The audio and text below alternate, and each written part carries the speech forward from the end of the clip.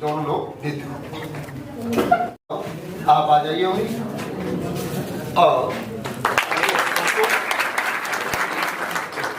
बच्ची को लीजिए, इस तरह से दी गई।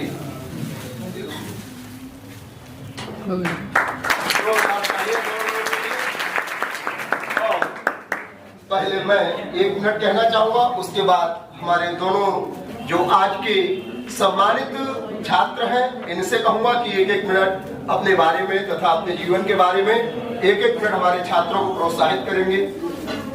जैसे कि हम जानते हैं कि किसी भी कार्य को अगर हम करते हैं और जब तक हम एक लक्ष्य निर्धारित नहीं करेंगे आगे नहीं बढ़ेंगे। मैं इससे बुलवा दूं, मैं तो यहीं खड़े होकर बल्लेबाजी कर रहा हूँ और आप ट्रेन में सफर जहाँ भी कर रहे हैं वहां आप उस ज्ञान को प्रसारित करेंगे, तभी एक्सीलेंट का नाम रोशन होगा। तो चलिए मैं आगे कड़ी में रोहन सिंह मीना को आमंत्रित करता हूँ कि वह अपने बारे में हमारे छात्रों को प्रोत्साहित करते हुए 2 शब्द बोलें। नमस्कार सर, आपने हमें इनवाइट किया यहाँ पर, आपका बहुत बहुत धन्यवाद। और साई एक्सीलेंट का जो योगदान है सभी छात्रों की सफलता में, साई एक्सीलेंट का और सर का सबका धन्यवाद करना चाहूँगा। और जितने भी टीचर हैं जो सबकी हेल्प कर रहे हैं छात्रों की, कोई भी डाउट होता है तो उन्हें मदद करते हैं, तो उनका भी मैं धन्यवाद देना चाहूँगा। तो मेरा जो है सिलेक्शन SSC GD में हुआ है और मुझे BSF मिली है इसमें। तो देखिए, अगर जो भी छात्र तैयारी कर रहे हैं तो उनके लिए मेरी सबसे बड़ी जो सजेशन है वो यही है कि एक लक्ष्य बना लें। ठीक है, अगर हम कोई भी लक्ष्य निर्धारित करते हैं तो उसके लिए अगर जैसे मैंने हमने कोई लक्ष्य निर्धारित किया, ठीक है, थोड़ा उसमें समय लगता है और कुछ समय बाद जब लगातार उसमें लगे रहते हैं तो एक दिन सफल हो जाते हैं। ठीक है, जैसे कि हमें काफी समय लगा, ठीक है, लेकिन लगे रहेगा कि हार नहीं मानी जिंदगी में। ठीक है, और ये यकीन था कि हम अगर कोई काम कर रहे हैं, अगर लगातार करते रहेंगे तो एक दिन जीत जाएंगे। उसमें समय लगता है, हर कोई काम है, जैसे मान लो किसी की किस्मत अच्छी होती है तो उसमें जो है जल्दी काम हो जाता है, उसका जल्दी जॉब लग जाती है वहाँ जो 1 साल से पहले।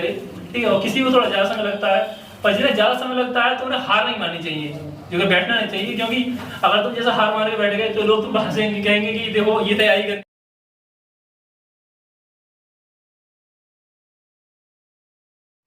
हाय गाइस, स्वागत है आपके अपने YouTube चैनल स्टूडेंट न्यूज पर।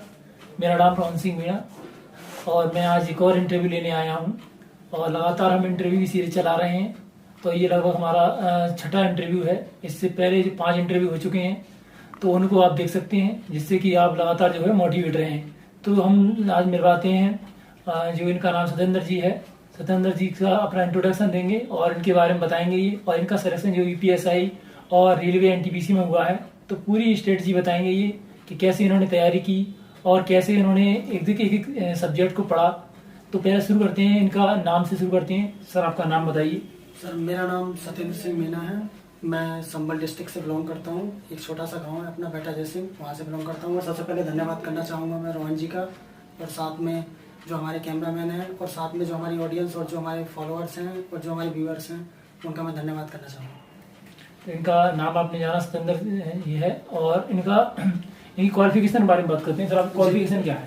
मेरी क्वालिफिकेशन सर, मैंने PG कर रखा है, इंग्लिश से है मेरा MA, और साथ में मैंने ITI भी की हुई है फिटर से। सर आपका जो है सिलेक्शन कौन कौन सी पोस्ट पे हुआ है, ये विस्तार से बताइए एक बार। विस्तार से मैं बताना चाहूँगा। मेरा सिलेक्शन सबसे पहले तो मेरा SSC GD में मेडिकल हुआ था, तो SSC GD में मेडिकल हुआ था, मैंने वो मेडिकल छोड़ दिया था, सिलेक्शन जो हुआ था। फिर उसके बाद मेरा UPSI में हुआ और साथ ही मेरा NTPC में SCCTC में हुआ है। तो UPSI का मेडिकल वगैरह सब हो गया है? हाँ, मेडिकल वगैरह सब हो गया है। उसकी ज्वाइनिंग है अभी लास्ट दिसंबर में ज्वाइनिंग हो जाएगी। ठीक है, तो इनकी जो ज्वाइनिंग जो है दिसंबर में आ जाएगी UPSI की, और रेलवे NTPC की भी जल्दी आ जाएगी। उसमें भी बहुत ही तेजी से काम चल रहा है।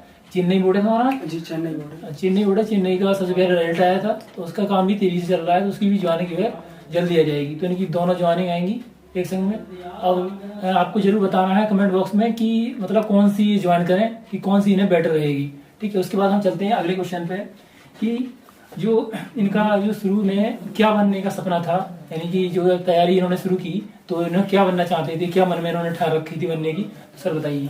जी, मेरा सबसे पहले तो देखो, मेरा पर्पज था सबसे पहले यूपी पुलिस में जाने का। अच्छा। तो मैंने उसके कांस्टेबल के लिए अप्लाई स्टार्ट की थी। 2018 में मैंने प्रिपरेशन स्टार्ट की थी, जब भी मेरा MA हुआ था तो उसी दौरान मैंने पढ़ाई स्टार्ट की थी। तो मेरा पर्पज जो था वो यूपी पुलिस के लिए था।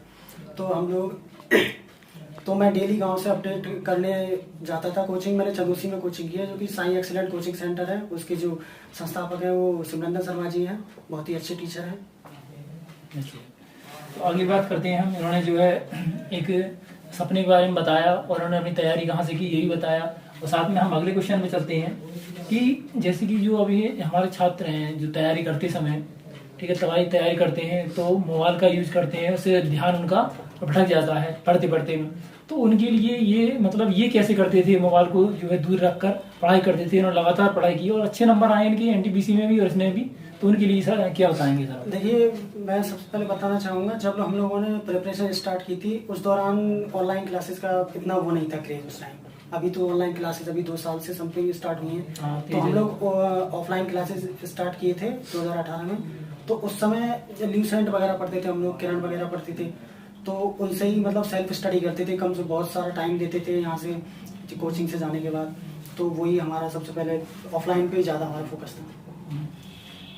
तो ये बताइए जैसे कि आप पढ़ते समय मतलब कौन सी सब्जेक्ट में जो आपको कठिन लगी? मेरे को सबसे उनके लिए क्या कहना आप बताएंगे? मतलब जी, मेरे को सबसे ज़्यादा जो मेरी देखिए मैथ सबसे वीक थी स्टार्टिंग में, जो मेरी मैथ वीक थी। फिर मैंने सबसे ज़्यादा जो काम किया था मैथ पे किया था। उसके बाद फिर जीएस को टाइम दिया था, क्योंकि मैं जानता हूँ जिस बंदे की मैथ अच्छी हो जाती है ना, उसकी रीजनिंग ऑटोमेटिकली अपने आप अच्छी हो जाती है। मैथ रीजनिंग वो उनका हो जाता है। फिर जीएस के लिए टाइम देना पड़ता है उसके लिए, तो वो हो जाता है। ये तो इन्होंने बताया जीएस के लिए। तो आपने मैथ कैसे करी? मैथ ऐसे करी थी क्योंकि मैंने सबसे ज्यादा जो टाइम दिया था मैथ को दिया था। सबसे पहले मैंने मैथ एक ब्रिलियंट कोचिंग सेंटर थे जो हमारे आंसू जी हैं, जो आंसू जी हैं, तो आंसू जी पढ़ाते थे, वहाँ से मैंने स्टार्ट किया था अपना कैरियर। तो जहाँ से मैथ के लिए मैं कम से कम एवरीडे 3 से 4 घंटे देता था। जैसे मैथ मतलब कौन सी किताब करते थे? मैं सबसे पहले मैंने मैथ स्टार्ट की थी आर एस अग्रवाल से। अच्छा। वहीं से एग्जाम में सबसे ज्यादा क्वेश्चन आते थे, मतलब उसी टाइप के आते थे। तो उसमें उसके बाद एसडी यादव भी मैंने करी, और अब ये दौर है मेरा कि मैं कम से कम 4 से 5 किताबें कर चुका हूँ।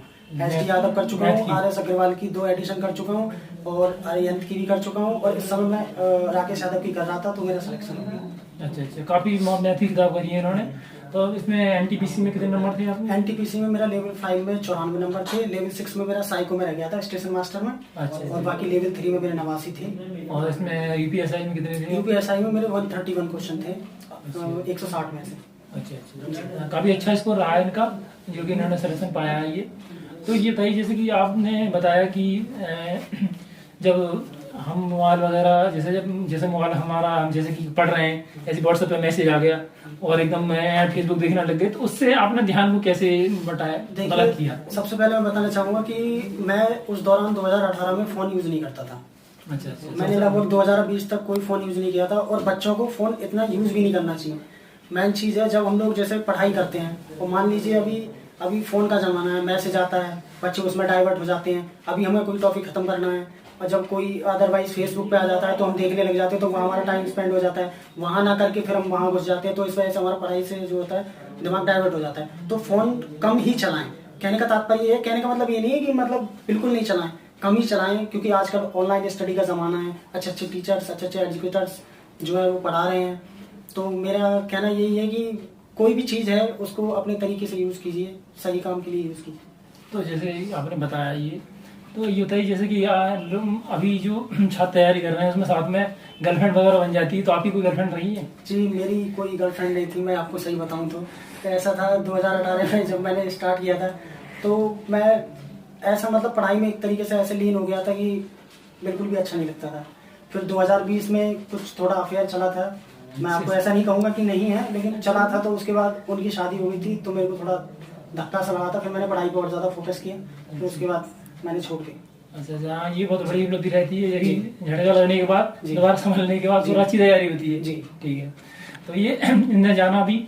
और देखिए अगला जो हम क्वेश्चन चलते हैं कि हमारे जो नए छात्र हैं, तो उनके लिए क्या ये संदेश देना चाहेंगे जो कि वो अपनी तैयारी बहुत अच्छी तरीके से करें? देखिए, सबसे पहले मैं संदेश बच्चों को ये देना चाहूँगा कि आप सबसे पहले उस पॉइंट पे काम करें जो आपका वीक है। सबसे मेन चीज़ है, मेरे कहने का मतलब ये है कि आप सबसे पहले आप अपना मैथ कंप्लीट कीजिए, क्योंकि आप भी जानते हैं कि जिस बच्चे का मैथ कंप्लीट होता है उसको कहीं ना कहीं सिलेक्शन मिल जाता है। रोहन जी आप भी जानते हैं बात को, है ना? ये मैथ का मतलब मैथ का मसला सबसे बड़ा है, मैथ रीजनिंग का ही मेन वो रहता है। वो हमारा मैथ वाला जो है ना, अगर हम अपना मैथ कंप्लीट कर लेते हैं ना, तो क्योंकि आप इतना भी जानते हैं कि जीएस का तो अपार है, भंडार है वो तो, उसे आप कभी कंप्लीट कर ही नहीं सकते। तो आप, मैं जितने कहना चाहूँगा कि मैथ और रीजनिंग आप अपना कंप्लीट कर लीजिएगा तो हो जाता है। मैथ रीजनिंग लिमिटेड है, उसके हिसाब से जो उसकी तैयारी जल्दी हो जाती है, कम से जल्दी हो जाती है। आप 6 महीने में अपना मैथ कंप्लीट कर सकते हैं। करना चाहिए आराम से। 40 से 42 चैप्टर होते हैं, एडवांस लगा के बता रहा हूँ मैं, एडवांस लगा के 40 से 42 चैप्टर होते हैं, तो जल्दी 6 महीने में हो जाता है। अगर बच्चा ज्यादा ही वीक है तो 1 साल लग जाता है। मैथ पर मतलब मैथ रीजनिंग पे ज्यादा फोकस करना चाहिए। जीएस तो भंडार है। और करंट के लिए आप क्या कहेंगे? करंट के लिए मैं कुमार गौरव सर को सजेस्ट करना चाहूंगा। कुमार गौरव सर हैं, उनके लिए सजेस्ट करना चाहूंगा। कुमार गौरव सर का करंट सबसे बढ़िया रहता है, और क्योंकि उसके साथ ना हमारा जीएस का मटेरियल भी कंप्लीट हो जाता है। आप भी जानते हैं वो जीएस, वो बंदा ना एकदम उधेड़ देता है करंट अफेयर को। तो करंट आपने मतलब डेली ली क्लास उसकी? मैं डेली तो क्लास नहीं लेता था उस समय, तो मैं स्पीड ही पढ़ता था। जब उत्कर्ष वाले सर आए थे गोवाल जी, तब मैंने उनका स्टार्ट किया था, और उनके बहुत हेल्पफुल रहा मेरे लिए। अच्छा, मतलब करंट जो है वही बिल्कुल, मैं एक वार्षिक करंट ले लिया तो वो भी फायदेमंद है। वो भी फायदेमंद नहीं, अगर आपका पर्पस जो है ना रेलवे, अगर आप रेलवे के लिए कर रहे हैं ना, तो उसके लिए आपके लिए मैं सजेस्ट करना चाहूँगा कि स्पीड ही पढ़ें। रेलवे जो कम से कम 80 to 90% करंट अफेयर वहीं से रखता है। और जीएस के लिए जैसे ल्यूसेंट बताते हैं, ल्यूसेंट पढ़नी चाहिए क्या? मतलब उसके ल्यूसेंट पढ़नी चाहिए, लेकिन ल्यूसेंट पढ़ने का बच्चों का तरीका गलत है। बच्चे ना रटना चालू करते हैं, रटना नहीं चाहिए। ल्यूसेंट ना आप ना 8-10 बार फेर दीजिए, फिर आपको लगेगा कि हमें इसे रटने की जरूरत ही नहीं है, क्योंकि हम किसी चीज को रट नहीं सकते। रटेंगे ना तो हमें 2 दिन 4 दिन 8 दिन याद रहती है। प्रैक्टिस बोलते हैं ना, प्रैक्टिस। अगर हम रोज पढ़ते रहेंगे ना, पढ़ते रहेंगे तो ऑटोमेटिकली ना हमारे दिमाग में एक सेव हो जाता है कंप्यूटर की तरह। अच्छा। तो देखिए इन्होंने बताया कि मतलब कैसी तैयारी करनी चाहिए, और कैसे इन्होंने तैयारी की, और कैसे इनके जीवन के बारे में बताया। तो आप भी अगर और कुछ जानना चाहते हैं या तैयारी कैसे करें तो हमसे जुड़ सकते हैं, और हमें कमेंट कर से पूछ सकते हैं। ये कमेंट में हमारे साथ जुड़े रहेंगे। और अगर ये भी कोई भी आप एग्जाम की तैयारी कर रहे हैं, उसकी जानकारी लेना चाहते हैं, तो इनसे ले सकते हैं, और ये हमसे सदा जुड़े रहेंगे। और नंबर भी हम डाल देंगे कमेंट बॉक्स में, और डिस्क्रिप्शन में आपको मिल जाएगा, तो आप जुड़ सकते हैं हमसे। और धन्यवाद आपको जो कि शुरू से लेकर एंड तक बने रहे हैं।